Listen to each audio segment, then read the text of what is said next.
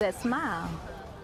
I mean, she literally had a smile that could light up the room.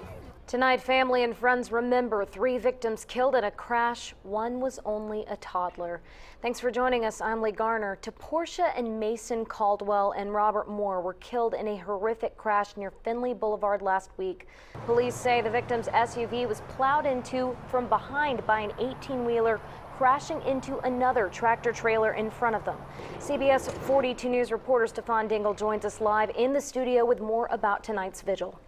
Good evening, Lee. A mix of emotions is probably the best way to describe this vigil. While many were comforted, sharing the fond memories of Portia, someone with such a bright personality who many say would do anything for anybody. That very thing pained them, knowing that she, her son, and her boyfriend are no longer with them.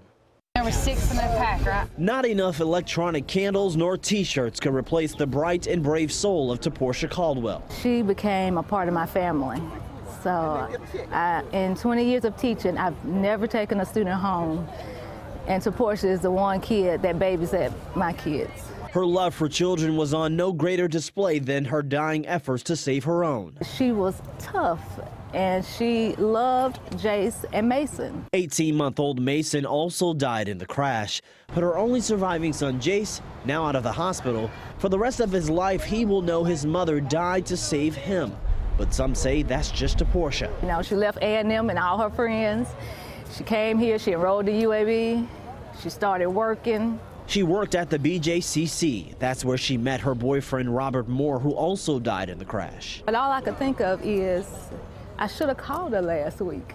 Portia was raised in a loving community by her grandmother, Minerva, who was too shaken up to speak on camera, and even her mom, who had few words but said she appreciated the light that her daughter spread to others. I told her mom once, thank you for sharing Portia with me. You know, I'm not trying to take your place. It takes a village.